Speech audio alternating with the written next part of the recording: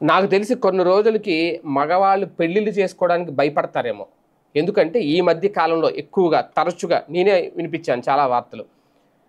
పెళ్ళైన వారం రోజులకే భర్తను చంపేసిన భార్య. పెళ్ళైన నెల రోజులకే హనీమూన్‌కని తీసుకెళ్ళి భర్తని ప్రియుడితో కలిసి చంపేసిన భార్య. పెళ్ళైన 10 రోజులకే భర్తను వదిలేసి పారిపోయిన భార్య.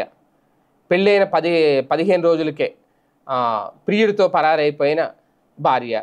పోలీసులను ఆశ్రయించిన భర్త. ఇలాంటివి రోజుకొకటి చూస్తున్నాం. అది శుభ్రంగా ఇష్టం లేకపోతే ముందే పెళ్లి చేసుకోవడం మానేస్తే అయిపోద్ది కదా! పెళ్లి చేసుకొని అనవసరంగా ఒక అమాయకుడిని బలి చేయడం ఎందుకు? లవ్వర్ ఉన్నాడు, ప్రియుడు ఉన్నాడు. అది ఏదో పెళ్లి చేసుకొని ఒకడిని బలి చేసిన తర్వాత పారిపోయే కంటే ముందే పారిపోతే తల్లిదండ్రులు ఒప్పుకొని తర్వాత ఏదో కాళ్ళేయాలా పడితే వాళ్ళే ఇంట్లోకి రానిస్తారు కదా! ఈ లోపల మధ్యలో ఒక అమాయకుడిని ఎందుకు బలి చేసేయడం? ఎంత దారుణం ఇది!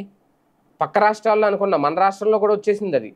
మన ఆంధ్రప్రదేశ్లో కూడా జరుగుతున్నాయి. ఇప్పుడు తాజాగా కర్నూలులో ఇదే దేశవ్యాప్తంగా మొన్న మేఘాలయలో సోనమ్ అనే అమ్మాయి అలాగే చేసింది. హనీమూన్‌కని తీసుకెళ్ళి అక్కడ చంపేసింది. ప్రియుడిని అటు నుంచి అటు రమ్మని చెప్పి. అది ఎంత దారుణం! ఆ ప్రియుడు బాగానే ఉన్నాడు, ఆమె బాగానే ఉంది. మధ్యలో వాడి ప్రాణం పోయింది పాపం. ఆ తల్లిదండ్రులు ఎంత క్షోభపడుతున్నారు. ఇప్పుడు తాజాగా ఇలాంటి ఘటన ఎక్కడ జరిగింది అంటే గద్వాల్లో జరిగింది. తెలంగాణలోని అందులోకి పైగా ఎంతో ఇష్టపడి పెళ్లి చేసుకున్నాడంట ఈ అబ్బాయి. పెళ్ళైన నెల రోజులకే భర్తను హత్య చేయించిందట. పెళ్లికి ముందు ఆల్రెడీ ఒక బ్యాంక్ ఉద్యోగితో అప్పటికే ఒక రిలేషన్ మెయింటైన్ చేస్తుందట ఈమె. పెళ్లికి ముందే ఒక అక్రమ సంబంధం ఉంది. తర్వాత పెళ్ళయిన తర్వాత వెంటనే అతన్ని చంపించేసింది. అక్రమ సంబంధం ఉన్నప్పుడు వాడిని పెళ్లి చేసుకుంటే అయిపోయేది కదా! ఎందుకు అనవసరంగా వీడి ప్రాణం తీయడం? అయితే కర్నూలు జిల్లా పాణ్యం సమీపంలో శవం కనిపించిందట. ఈ దారుణ ఘటనకు సంబంధించి బాధిత కుటుంబ సభ్యులు, స్థానికులు పోలీసులకి కంప్లైంట్ చేశారు. గద్వాలకు చెందిన ప్రైవేట్ సర్వేయర్ తేజేశ్వరట, 32 సంవత్సరాలు. కర్నూలు జిల్లా కేంద్రంలోని కల్లూరు ఎస్టేట్కి చెందిన ఐశ్వర్యకు ఈ ఏడాది ఫిబ్రవరి 13 వివాహం నిశ్చయమైంది. పెళ్లికి 5 రోజుల ముందు ఐశ్వర్య కనిపించకుండా పోయింది.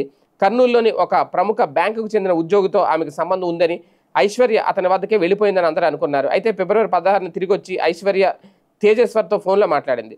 తాను ఎవరితోనూ ప్రేమలో లేనని, కట్నం ఇవ్వడానికి అమ్మ పడుతున్న ఇబ్బందిని చూసి తట్టుకోలేక స్నేహితురాలు ఇంటికి వెళ్ళిపోయానని చెప్పిందట. నువ్వంటే నాకు చాలా ఇష్టం అంటూ విలపించిందట. దీంతో ఐశ్వర్యను నమ్మిన తేజేశ్వర్ తన తల్లిదండ్రులు ఒప్పించి మే 18న పెళ్లి చేసుకున్నాడు. ఐశ్వర్య నిత్యం ఫోన్లో మాట్లాడుతుండడంతో పెళ్ళైన 2వ రోజు నుంచే మనస్పర్ధలు మొదలయ్యాయి. ఈ క్రమంలో జూన్ 17న తేజేశ్వర్ అదృశ్యమయ్యాడు. ఈ నేపథ్యంలో ఏపీలోని పాణ్యం సమీపంలో మృతదేహం పోలీసులకు దొరికింది. తేజేశ్వర్ కుటుంబ సభ్యులు ఐశ్వర్యపై అనుమానం వ్యక్తం చేయగా ఐశ్వర్య ఆమె తల్లి సుజాతను పోలీసులు అదుపులోకి తీసుకుని విచారిస్తే విస్తుపోయే నిజాలు బయటకు వచ్చినాయట. ఐశ్వర్య తల్లి సుజాత కర్నూలులోని ఒక ప్రముఖ బ్యాంక్లో స్వీపర్గా పనిచేస్తున్నారు. అదే బ్యాంక్లో క్యాషియర్తో ఆమెకు వివాహేతర సంబంధం ఉందని తెలిసిందట. ఆ ఉద్యోగి క్రమంగా ఐశ్వర్యతోనూ సంబంధం పెట్టుకున్నాడట. తేజేశ్వర్ని పెళ్లాడిన తర్వాత నెల రోజుల్లోనే భర్తకు 150 సార్లు ఫోన్ చేసిన ఐశ్వర్య సదరు బ్యాంకు ఉద్యోగితో మాత్రం 2000 సార్లు ఫోన్లో మాట్లాడినట్టు ఆ ఫోన్ కాల్ డేటాలో గుర్తించారట పోలీసులు. ఈ క్రమంలో తమ సంబంధానికి అడ్డుగా ఉన్న తేజేశ్వర్ని హతమార్చాలని వాళ్ళు నిర్ణయించుకున్నారట. తేజేశ్వర్ను హత్య చేయించేందుకు ఆ బ్యాంకు ఉద్యోగి కొందరికి సుఫారీ ఇవ్వడమే కాక తన డ్రైవర్ నాగేష్ను కూడా వారి వెంట పంపించాడట. కొంతమంది జూన్ 17వ తేదీన తేజేశ్వర్ని కలిశారు. తాము 10 ఎకరాల పొలం కొంటున్నామని, దాన్ని సర్వే చేయాలని చెప్పి గద్వాల్లో కారు ఎక్కించుకొని తీసుకెళ్లారట. కారులోనే తేజేశ్వర్పై కత్తులతో దాడి చేసి గొంతు కోసి చంపేశారట.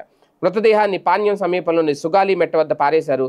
హత్యకు ఐశ్వర్య తల్లి ఆరోపణలు ఎదుర్కొంటున్న హత్యకు ఐశ్వర్య తల్లి కూడా సహకరించిందట.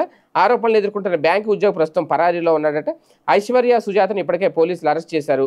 తేజేశ్వర్ను వాహనంలో ఎక్కించుకున్న కొందరిని కూడా అదుపులోకి తీసుకున్నట్లు విశ్వసనీయ సమాచారం. నిజంగా ఎంత దారుణం అంటే ఇలాంటివి వింటా ఉంటే అంత దారుణం. ముందే వేరే వాడితో అక్రమ సంబంధం, పైగా తల్లికి కూతురికి ఒకరితోనే అక్రమ సంబంధం, ఇద్దరు కలిసి ఇంకొకరిని బలి చేసి వాడినిద్దరు తల్లి కూతుర్లు చంపేసి నిజంగా వీళ్ళు తల్లి కూతుర్లా లేదంటే రాక్షసులు అనాలా అర్థం కాదు. అనవసరంగా ఒక అమాయకుడిని బలి తీసుకున్నారు. ఏది ఏమైనా పెళ్ళి కాని ప్రసాదులు ఒక రంగం 32 ఏళ్ళు అంటే అతనికి ఏదో లేట్ అయిపోయిందని పెళ్లి చేసుకుని ఉంటాడు. వెనక ముందు చూసున్నాడు, పైనగా వెంట పడింది అంట నువ్వంటే ఇష్టం అని. చాలా జాగ్రత్తగా ఉండాలి. అందరూ ఇలాగ ఉంటారని కాదు, మంచి అమ్మాయిలు కూడా ఉంటారు. కాకపోతే ఈ తరహా ఈ మధ్యన ఎక్కువైపోయినాయి ఇవి. ప్రియుడు ఉండడం, ఆల్రెడీ ఇంకొకరిని పెళ్లి చేసుకోవడం, వాడితో కలిసి వీడిని చంపేయడం. దానికన్నా పెళ్లి చేసుకోకుండా ఉంటే వాడు బతికేడు, అది బతుకుతాడు కదా, సింగిల్గా అయినా ఉంటాడు కదా, ఎందుకు ఇది?